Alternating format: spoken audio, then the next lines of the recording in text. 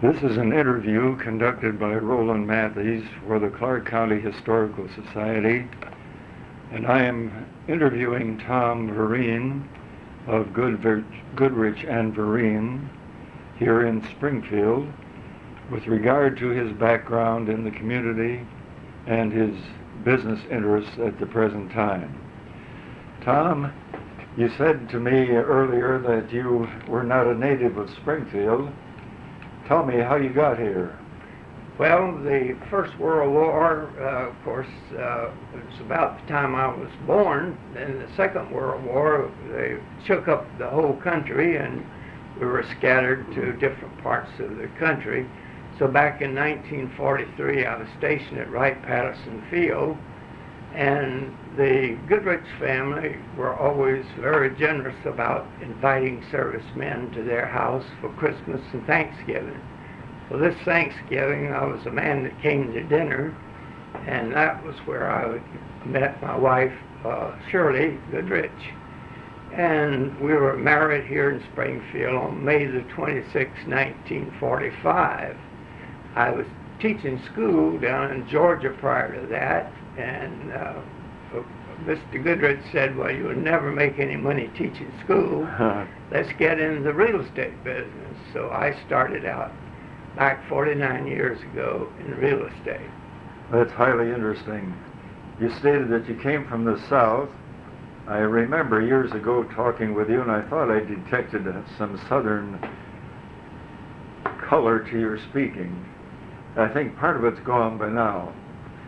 You said you were a teacher. At what level? I taught in a school sort of like Berea. It was called Berry College down in Rome, Georgia. And the students had a work program, and they went to school and worked on the farm and the various buildings around. Where did you get your college training? Well, I finished agricultural at Clemson and got a master's from Louisiana State in horticulture. And this is called Berry College? Berry College. It was started by Martha Berry, and it was up in the hills of Georgia. And the kids could go, they were required to work on the farm and do chores to pay for their way through college. Mm-hmm. How large a school was it? It was about 3,000 students. Is that so? Yeah. Still there? Still there, still going strong. Same program? No, the program's changed. Has it? There's a woman president now, and a lot of things have changed. Mm-hmm. But it was heavily endowed by Henry Ford. And they have some magnificent buildings like Duke University, all stone, that he built. Right. It's an interesting background. And then to come to Springfield, so you came here what year? 1943. 43. That's the year we came here. Yeah.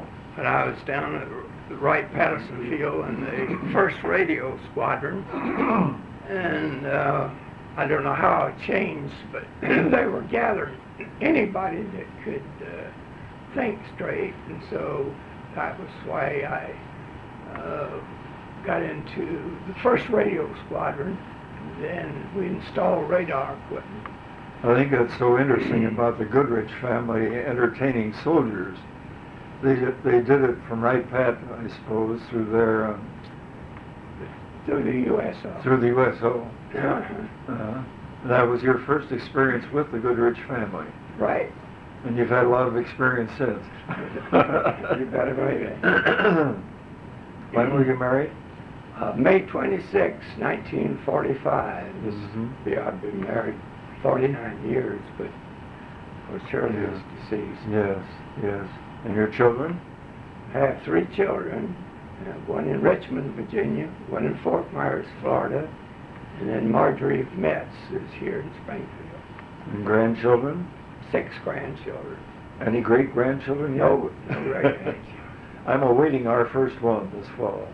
Well, you'll be ahead of me. Yeah. The Goodrich family, tell me a little bit about them for the record.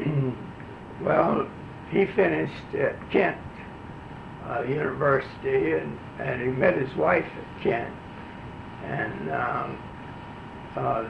she was a Van Pelt, and of course they met at school and were married, and then shortly after the First World War they moved to Springfield. And my wife was born here and lived here all her life. And when we were married, she said one thing: I will not go back south. So Springfield, I live here till I die. And she did. Yeah. What was this business like at the time? Did you come right into this then? No, we had up in the Zimmerman building, across from the Shawnee Hotel, was the first office. It's called the New Zimmerman Building, but it was the old Zimmerman Building. How true. At that time. Since then, it's been torn down, a parking lot for the Springfield Federal. But the Springfield, back in those days, if you weren't on the square between Fountain and Limestone and High and Main, you weren't in business. Yeah, how true. All the lawyers were congregated right there. Right. Yeah.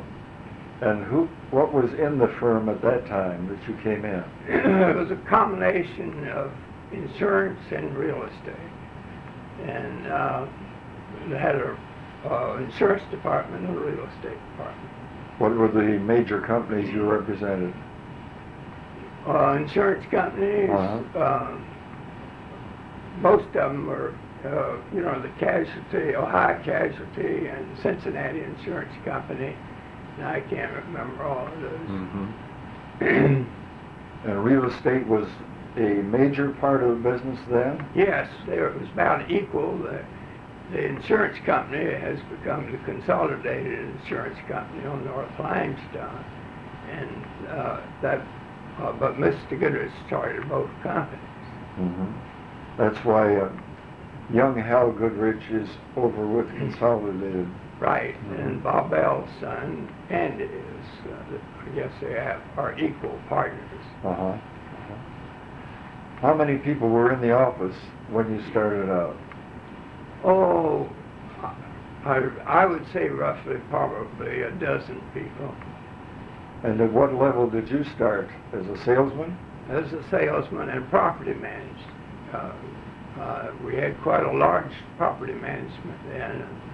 I got my feet wet in property, seeing tenants and listening to them. What were the requirements then to become a realtor in 1943?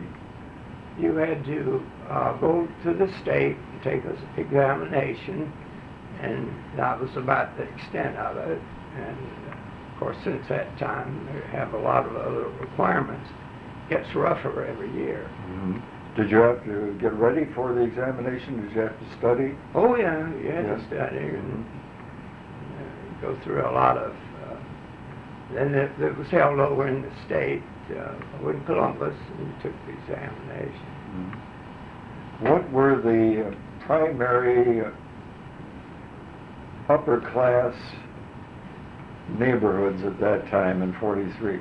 I think of Ridgewood as being the prime one, I guess. It started off in Ridgewood, and then Ottoman Park, and then Westchester Park, and those areas north of town. And at that time, you can buy a nice house in Ridgewood for probably $35,000.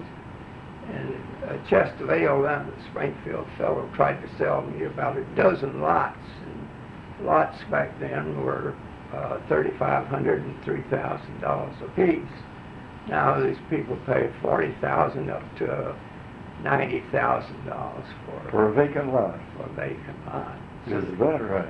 And the houses, the house I bought on North Fountain, I think I paid $76,000. And it's where is that? 1802 North Fountain. It's right across from the Kissel Hall. And it recently sold for $210,000. Is that right? The values keep going up. Yeah, and they say there's been no inflation lately. Not much. Right. What did you see in Springfield that was particularly attractive to you in 1943? I realize it was a wartime, And things at Wittenberg, for instance, were entirely different from what they normally were. It was a war economy. What was your prime job? Well, Springfield had a lot of appeal to me because of the friendliness of the people.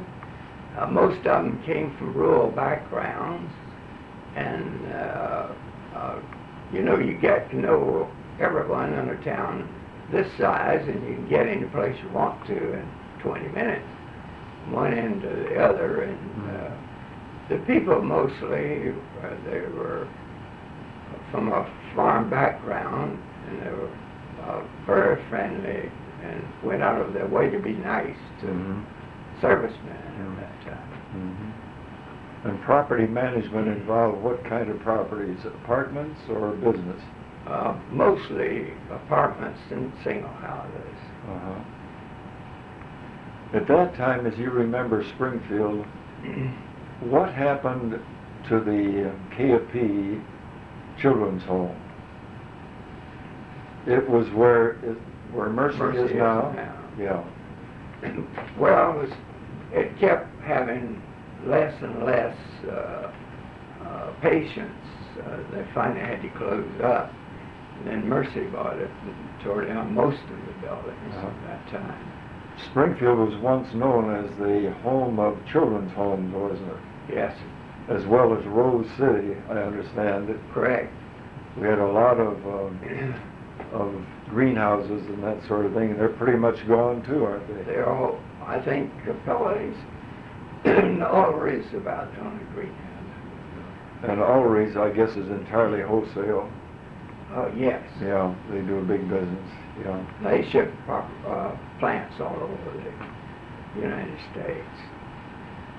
Would you guess as to how many realtors there were in Springfield in '43? Yes, I was president of the Springfield Real Estate Board in 1955. You were? Yep. And there were about 25 men. No women were allowed, except one lady inherited the real estate business from her father by the name of Virginia Snyder, and her husband was over at Wittenberg. Oh yes, I knew her. And she was the only woman, and Virginia wouldn't go to any meetings unless she was invited. And there were some men in there that they just didn't believe women belong in real estate. So you got a fraction there that lasts quite a few years. Now the membership probably is 3 women to 1 man. So. We started off with 25 men, and now it probably, I think the membership is over 300. My. So many of them are part-time, aren't they? Well, a lot of them are. Yes. But women do an outstanding job at selling real estate because they know what women like. I know an outstanding example is our pastor's wife, Jeannie Imhoff. Yeah, she's doing a good job. She's taken over and done a great job.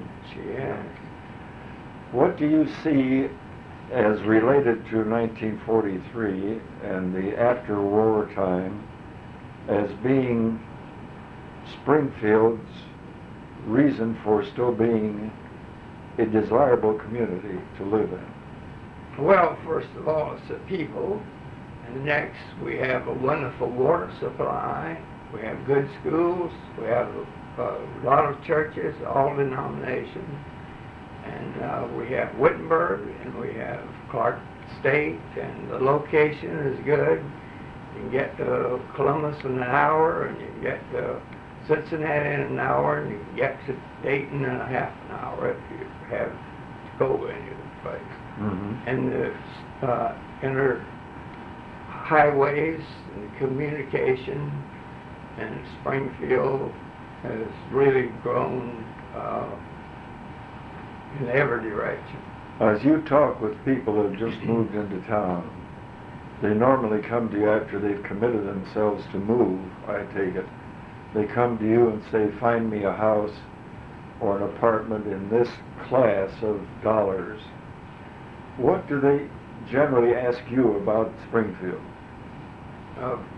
They ask about the schools, the community, the things that are available, that have, we have the Art Center and the Cutts Building, and those things, people are very interested in what is here to offer them. Most of them have come from bigger cities. Yeah. Okay. And they're usually, what kind of transferees? Into a corporation setup usually, or are they retirees? Well, I would say you get mostly transferred that are being transferred to move here. Former International, you had a lot of people moving here from their different plants. And of course, we've had quite a few new industrial parks that have sprung up all around the city. And of course, the downtown is now moved out to the mall. Yes. And we're surrounded by malls and shopping. It's getting worse. Yep. Bechtel Avenue is going to be a real area of dispute, I think. Well, you have Roscommon Development out there, and those people have a lot of money in those houses, and I don't think they were expecting Bechtel Avenue. No. What does a lot out there cost?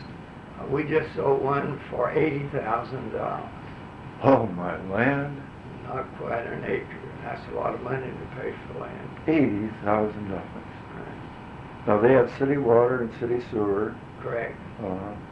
So they have all the amenities of living in In but town. they are out of the city. I believe they can go to city schools. I think they've been part of it anyway. Yeah. But they're not on the city tax rolls, I guess. I think. I'm not sure. No, they have pretty high taxes. Do they? Yes, I would say they're on the tax roll. What's the highest price house out there, to your knowledge? I would say probably $2.5 million. And I think that's the doctor on the corner. Yep. $2.5 million. Yeah. That's just my guess. Sure. We haven't been in the building business for a long time, but costs the lumber and everything keeps going up. Cost of houses keep going up. Tom, how do you explain the fact that Springfield's population has not increased, and yet we've got all this building going on? Well, I frankly don't know where all the people are coming from. You don't either. No, and the city itself is still about 75,000. Yeah. And that's about what it was when I first came here, but the suburbs in the county, and most of the building has occurred outside of the city limits in the new subdivisions. But it's just amazing to me how Bishop, for instance, has built all of these apartments and duplexes. Well, of course, there you have your older generation don't want to take care of big lots and big houses anymore, and the children are all gone, so they naturally go where they can have less to take care of, and the grass is mowed, and the snow is shoveled, and the trash is picked up, so they can live longer without... But somebody's buying their old house. Right? I can't figure it out for the life of me as to where these people come from. Well, of course, the younger generation, the older houses, they can buy one and fix it up, and they can get by lots cheaper. And a lot of them like to do that. What would you consider a newly married couple that want to buy a minimal 5-6 room house in a halfway nice location? What would their cost be? I would say probably around 65,000. Around 65. Yeah. And they could borrow a lot.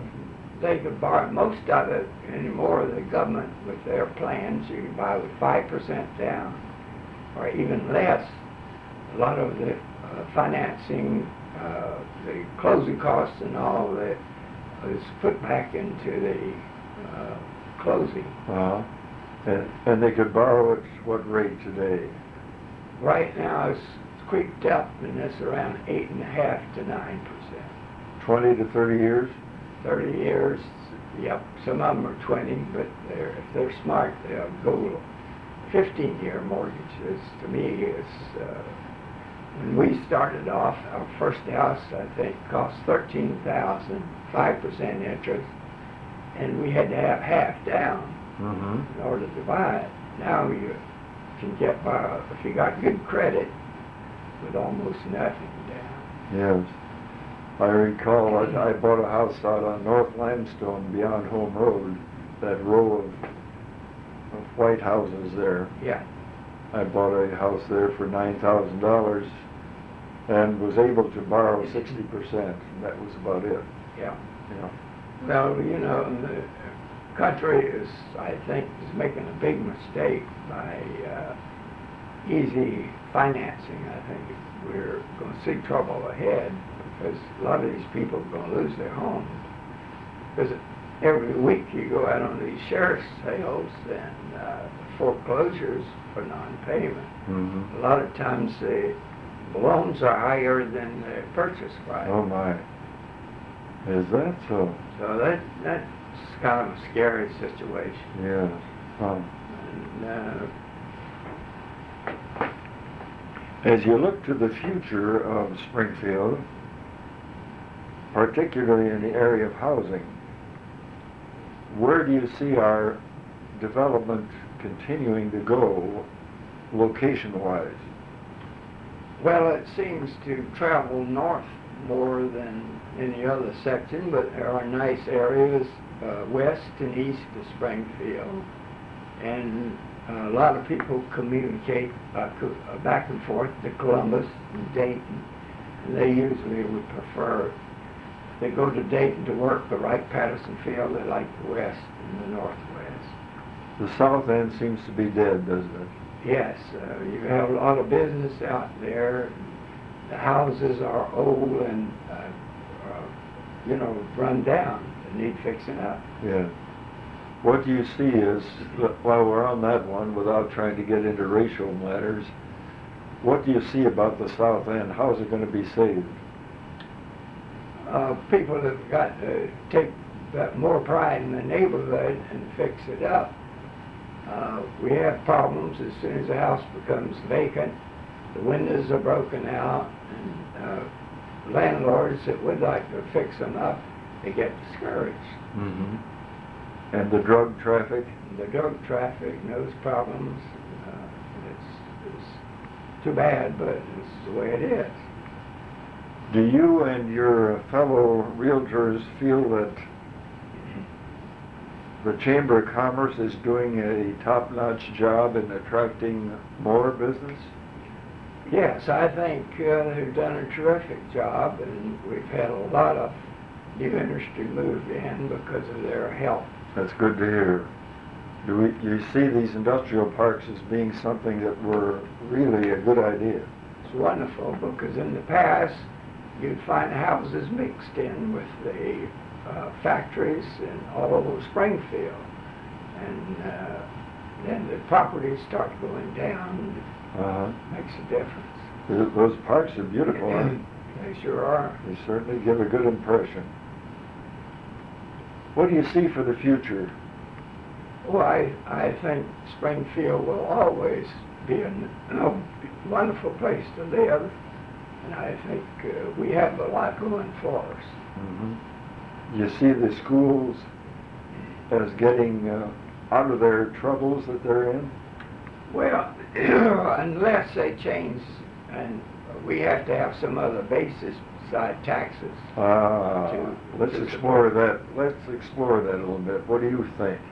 Well, you know, you can be taxed to death, and people get fed up with it, and I think they've got to come up with some other way to support schools.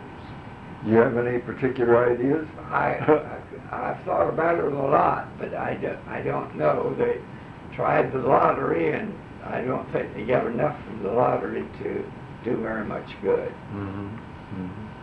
And the sales tax doesn't seem to go over. Sales tax, people vote down most any improvements. They have been, in the past, very generous with raising our taxes to support the schools. then people have started walking. Mm-hmm. I noticed in the last election, just this past week, that every tax issue was really voted down. Northeastern, I thought, was too bad because they certainly have a progressive school setup out there. Well, you have a lot of big farms in that location, and farmers tend to be that way. Yeah. They don't want their taxes to go up any further. Yeah. Speaking of farms, what does a tillable farm sell for by the acre that doesn't have any buildings on it today? Right now, between $1,200 and $2,000 an acre. That's not bad, is it? No. There for a while, farms were on the depressed list, and you could buy a good farm for $500 an acre. But since that time, the farms come back in favor, and people have started buying them more. Speaking of farms, brings to mind Forrest Ripley. Remember him? Sure do. Lived out at South Charles. He was quite a farmer, wasn't he? Yes, he did. Yeah. And I think some of his acreage went for much more than that. Oh, I'm sure of that. Yeah. Oh, that for a while it was going for $3,000, $3,500 an acre. Yeah. A big farm. It depends on where it's located and the type of soil. You go up near Catawba and you don't have much topsoil. And you go down in the valley, you have a lot. I'd never heard that said before about Catawba area, because it's on a rise. And it's a poor soil. Is that true of Bell Fountain too? Parts of Bell Fountain, but you have the Mad River Valley going through. And of course, anytime you have that, you pay more for good soil. Uh-huh.